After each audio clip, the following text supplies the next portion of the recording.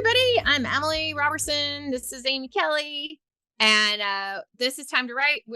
This week, we're going to be talking about how to navigate writers' conferences. And I am so excited about what we're talking about today because for me, writers' conferences, I think of fondly because that is how I'm sitting here across from M today. And it's been several years, but yeah, we'll talk more about that in just a second. So, Em, why don't you get us started with writers' conferences? Right. So, writers' conferences, for those of you who are maybe in the beginning stages, it took me a while to even learn about them. Like, I was writing and trying to write. And I've mentioned before on this podcast that when my kids were small, we were really, really broke. And so I was a stay-at-home mom with very little childcare, and I was writing kind of like when I could, and then I found out about uh, SCBWI, which is a Society of Children's Books Writers and Illustrators. And I'm not even really sure how I found out about it, looking back on it. But Mhm. they had some regional conferences, and then they have some national conferences. I have never been to the national conference, but I attended a few events in North Carolina. And then when we moved to Dallas, I went to the North Texas one. And then a couple other conferences. And so I all of a sudden realized oh, there's this whole world that I didn't really know about. And it's really a great opportunity to both meet other authors and also learn a lot about the industry that's harder to learn just from blogs and websites and stuff like that.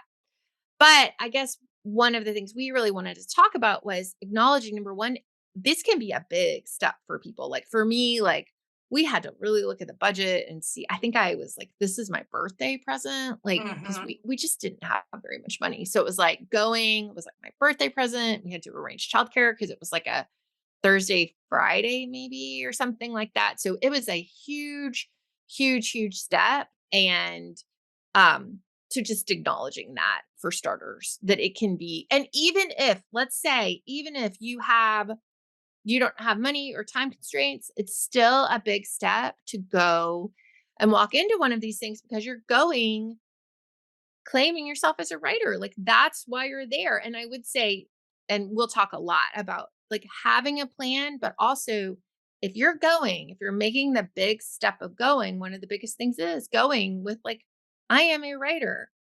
Yes. Because when you go in, if you go in with oh, I'm, blah, blah, blah, blah, I'm Mopey Mabel and I don't even know why I'm here, that, you're not going to get the most out of it.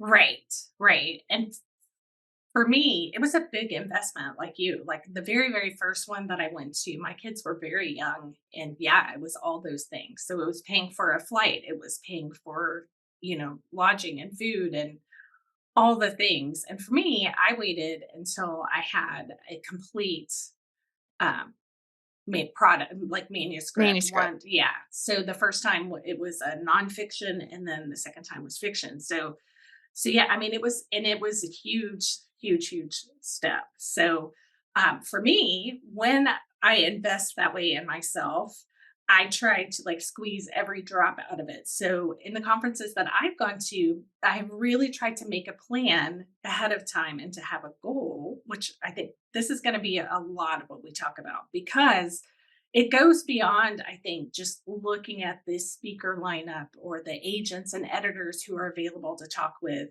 which, if you're new and you don't know this, a lot of these conferences will include like one meeting with an agent, and you pick three and they give you one of your three. And so, and you have the opportunity to pitch to them. So I would say, like, yes, that would be the overall goal, is to pitch your work. And I would say it was really helpful to me to have kind of um, what can I do as soon as I get home, that kind of goal, right? Like Right. so is the information as well. Like they have great classes on craft and all kinds of stuff. So you learn a lot. But for me, like the first, I guess it was DFW Con, which is a big writers conference here in the Dallas area. That is, I went into it the first time I went wanting to walk away with leads to joining a critique group, Right. which that's how I ended up meeting M. I don't think you were there that year, I but wasn't there that year, but or a maybe couple. no, I don't think I was. No, because I didn't meet you in person until after we had started. Anyway, so yeah, I met a couple of other members of our critique group, and then we were off to the races. But I feel like it was a really good thing for me to have like a practical, not just like I really want to try to get a book deal or an agent or an editor or whatever, but a practical, how else can I maximize this conference? Right. Multiple goals.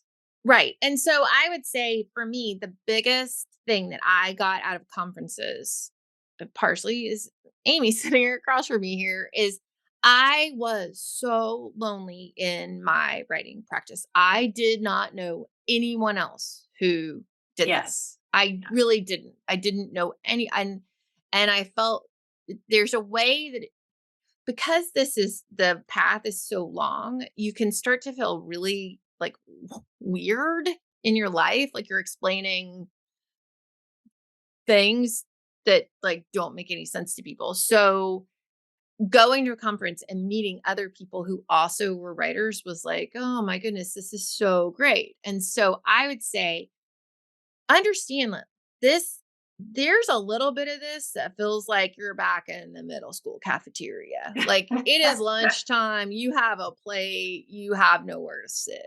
Like, Yes. but this is Yes. not the middle school cafeteria. This is you are a professional, and what this is a professional networking opportunity, which is Yes. also where you will make some of your greatest friends in the business. Hmm. So I have a couple tips for that. One of which is practice before you go on being able to say to someone what your book is about in one sentence. And also like is it middle grade, is it adult, is it fantasy, is it a thriller? Well, and we have a whole episode on how to craft a pitch for your work Yes, in so progress. go So watch that, definitely, listen to that yeah, one. go listen to that for sure. For sure. So you're going to go, and when you meet people you're that's kind of what you're going to say. And then as you meet people, this is the biggest thing that Amy and I talk about again and again, is trust yourself. Stay in your body. So if you meet someone and they immediately are like, Amy, say one of the things that someone might say.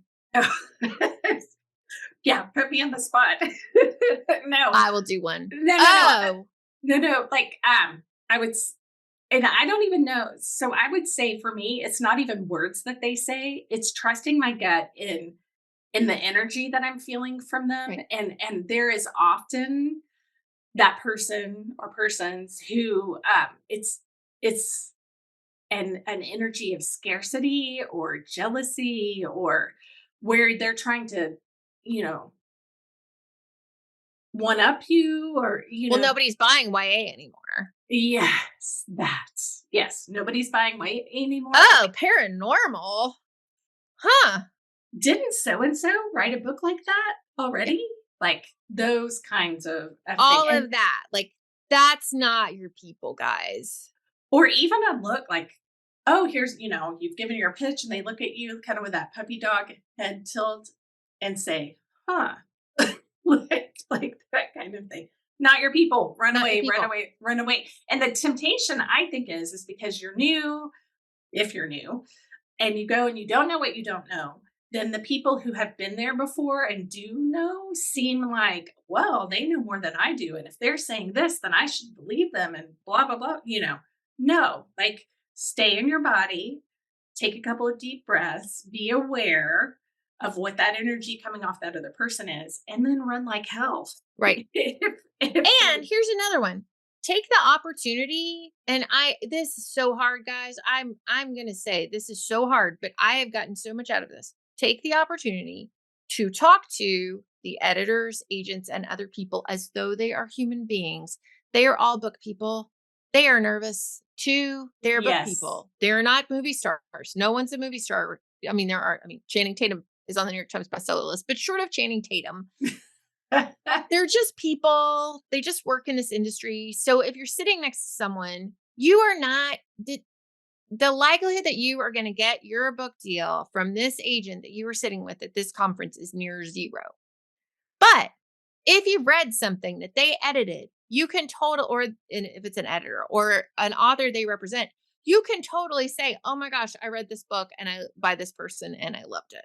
Or you can say, "How are you enjoying the Dallas area?" Or you can say any of those other things that let you build a human connection with this other human. And Yes. then when you go pitch them, they have seen you before, but you're not pitching them at the table. You're just connecting one human to another human.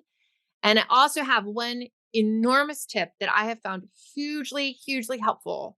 And it spreads good news all over the world, which is if you meet a fellow author and you really enjoy talking to them and they write something you don't write, and then later on you're talking to an editor or agent and they represent the thing that that person does that you don't do, you can totally introduce the two people to each other. You Yes. say, "Hey, writer friend, you write X. Hey, this agent represents X," and grow the circle. And what that does is number one, it grows the circle. Number two, it gets us all out of the scarcity mindset. And number three, from a completely selfish perspective, it makes you look like a really nice person, which you are being a nice person. You But are. it's also, it will feel better and you will find it is much easier to talk up other people than it is to talk up yourself. And so that Yes. you're putting more good into the world. Yeah, for sure. And it's that whole having the mindset of a rising tide raises all boats versus there's only so much pie, Right. right? Yeah. So do we have some other tips for people? I would say going back to the staying professional, yeah, you definitely want to have your pitch ready and have practiced it for sure.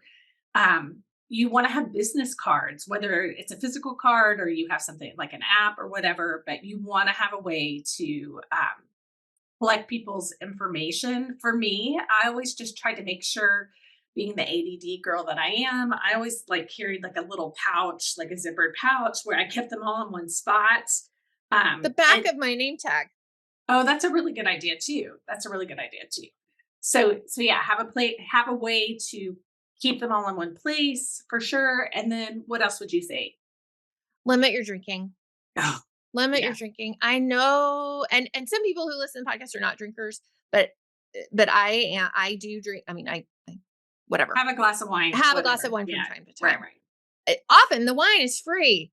Oh no, no, no. Like take a deep breath, slow down, drink water, like alternate or something, because this is a professional setting.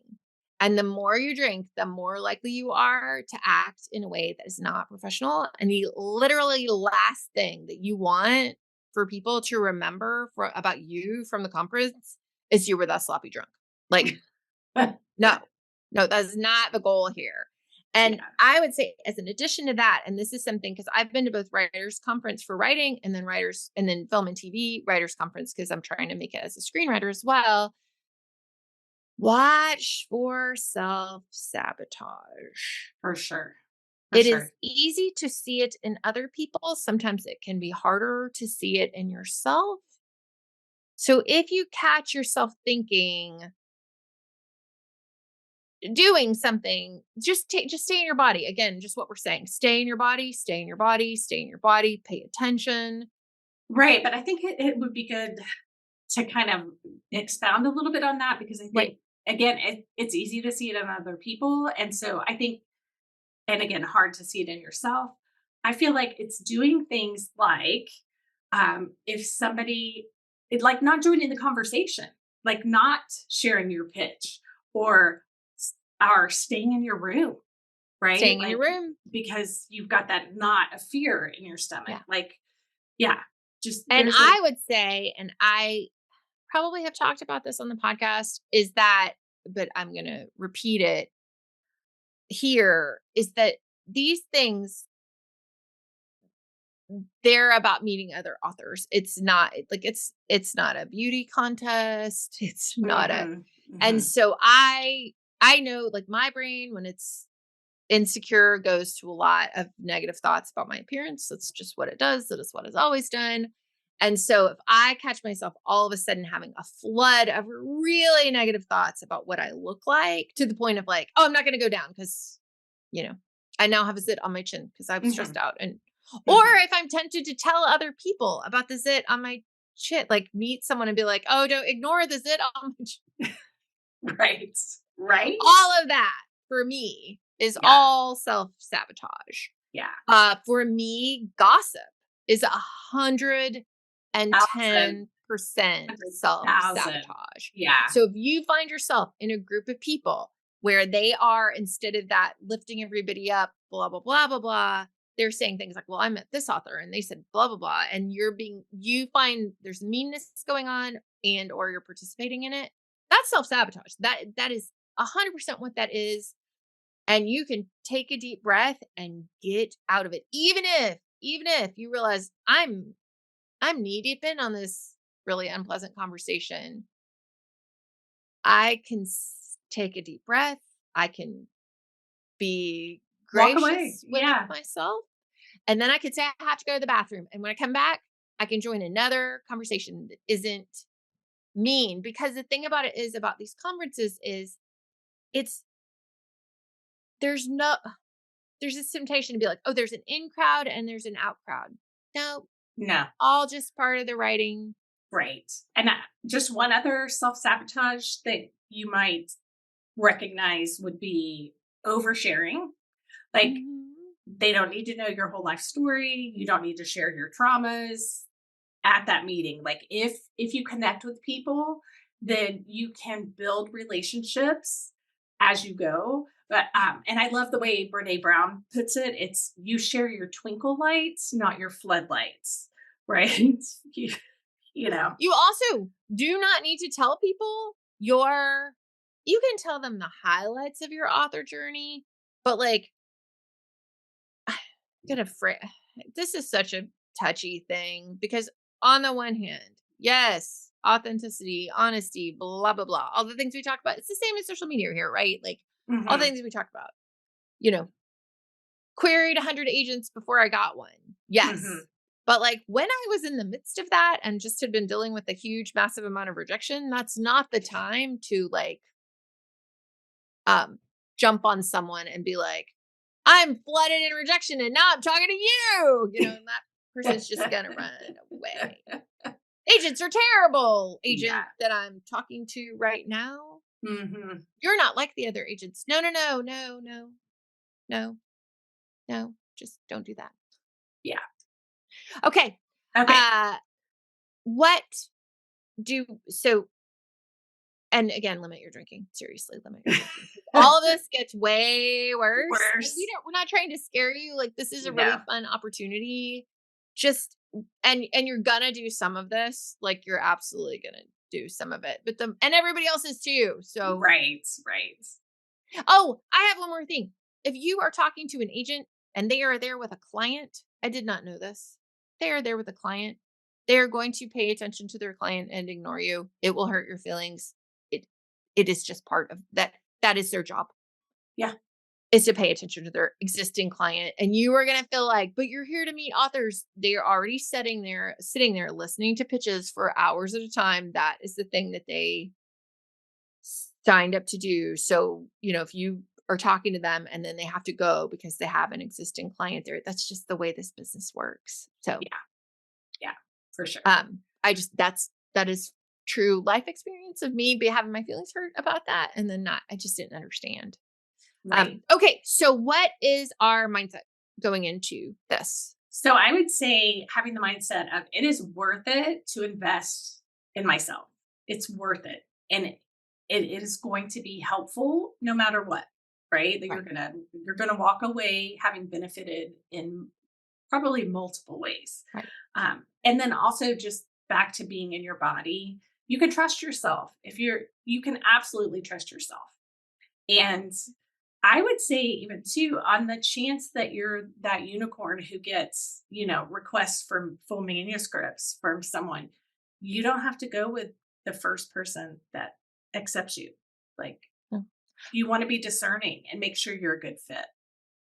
But if you get a request for a full, please do it on a pretty quick turn timeline. around. And what They would will be forget. yeah, what is a quick timeline do you think in? I would say 2 or 3 months, like, Okay. for sure, and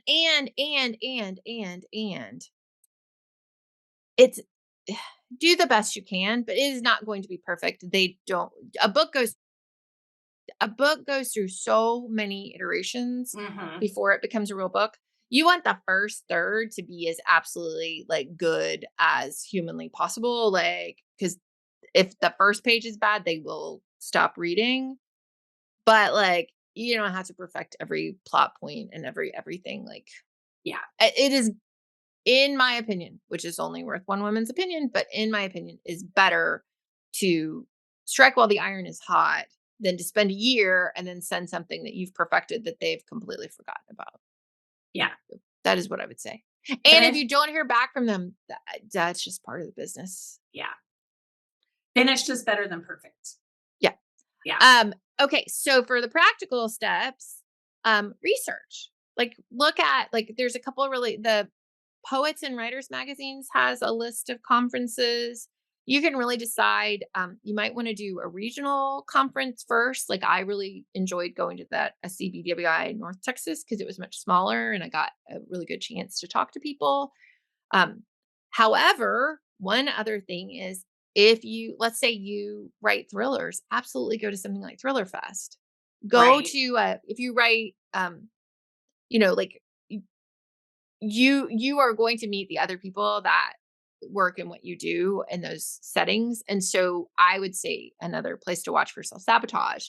If you find yourself like, oh, I write thrillers, but all I'm looking at all these conferences that are like not thriller conferences, like, no, go to the For sure. because And I'm afraid. yeah, I'm going to tuck this in right here really quick too. If you go to one of these and somebody pitches a book that sounds remarkably like yours, do not fret. Like it is Take a deep breath. okay. Their version of the story is going to be much different than your version of the story. Like it's fine. Again, It's fine. not pie, not It's pie. fine. And no one's stealing your ideas. You literally cannot steal ideas. You can't copyright them. You can't steal them. You early days. I remember being so afraid that someone could steal my idea.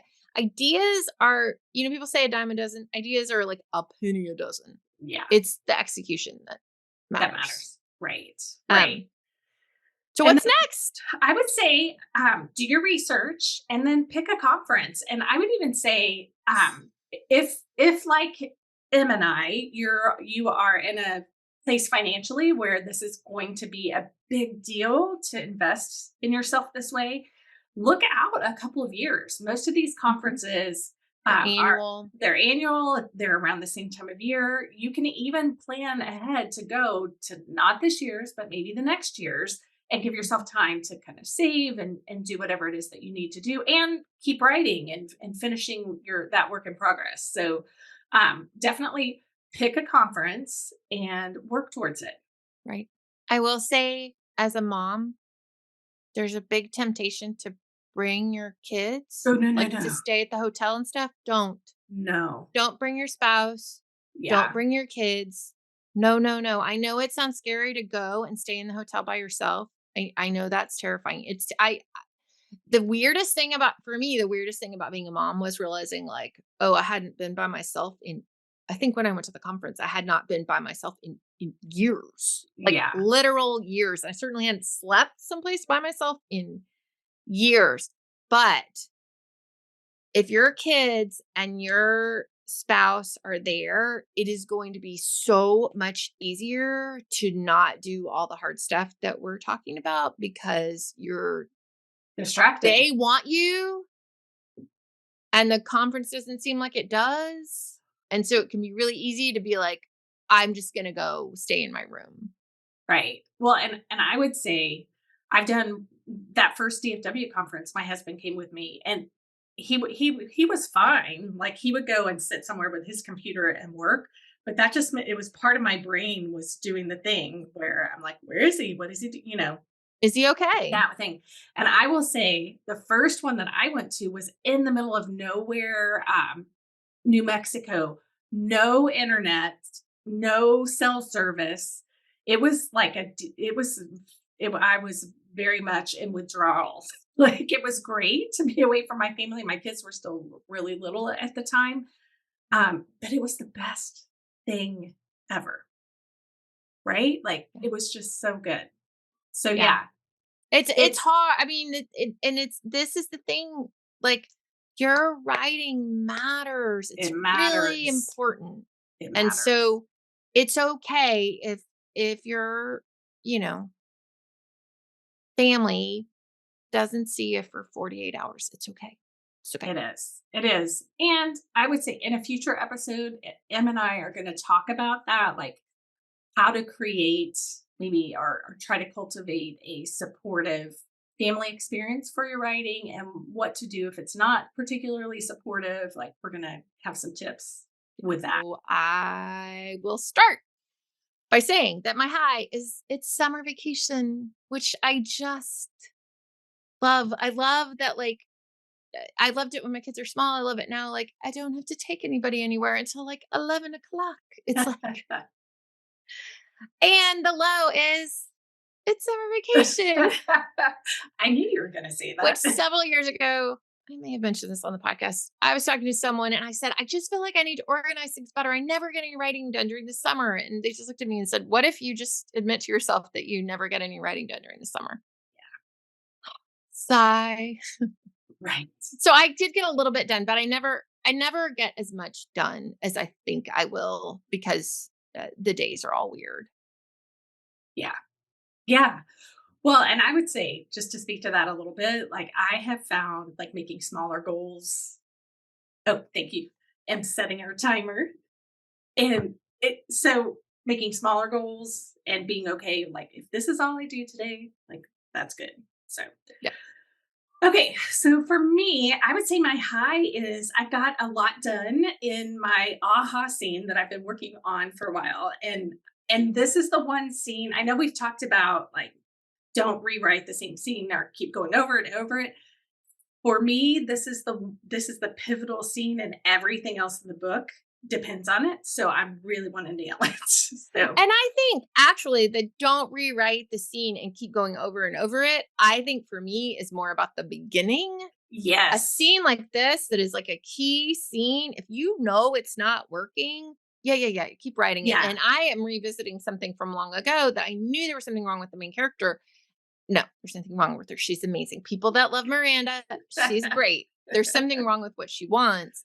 And so I've been going back and just being like, no, this isn't strong enough and running it by people and talking to people about it. So Yeah. I love it. I love it. okay. So yeah, that was really great. And then I would say my low actually it was just last night and there was a huge thunderstorm and we normally like we have a two-story house, we block off our stairs so our dogs don't come up. But somehow they finagled their way through the gate magically and ended up in our bed in the middle of the night, which meant like no sleep for anyway. So it was thundering and lightning and crashing, which is always disturbing to me anyway. And like last week here in the Dallas area, like three houses in my town were hit by lightning and burned to the ground. What? Yes. So I'm like laying in bed with the thunder crashing and anyway, and the dogs are like in the bed shivering. And anyway, it was a long night. So So mama's tired. Mama is tired. so so yeah. So that was my low. And I Okay, we are out of time, but before we go, I am going to say that the book that I am reading right now is not changing my life, but I am really enjoying it. Is The Atlas Paradox, which is the sequel to The Atlas 6, which I read, and it's multiple POV, and you guys, she just really manages to make these characters really distinct and different. You never have a question which character's point of view you're reading, which is really great, I think. That's awesome. So I would say I am reading Atlas 6 right now per Emily's recommendation. So I'm super excited about that. That's the one I'll share for today. So yeah, really good. Really good. Okay, All bye. right. Thanks for hanging out. And don't forget, we do have a Patreon that we would love for you to join us and support us with that. And there's some extra perks and benefits if you do. And also, As always, leave a review or a rating Yes, if please. you would like to. We would really appreciate it. That's how other people find our show. And again, we'll see you next time. Thanks. Bye. Bye. Thanks so much for being with us today. We love our people and we want to get to know you better. So email us at questions@timetowritepodcast.com to have your questions considered for the show. You can also suggest topics by emailing us there. Also, drop us a review on Apple Podcasts. Not only will it thrill us, Seriously, we read everyone. it also helps others find the show. We're driven by sharing stories, and your review helps us do that. Just remember, your stories matter, and we're rooting for you to find time to write. Even if it's only 5 minutes. 5 minutes, you can do it. You can do it.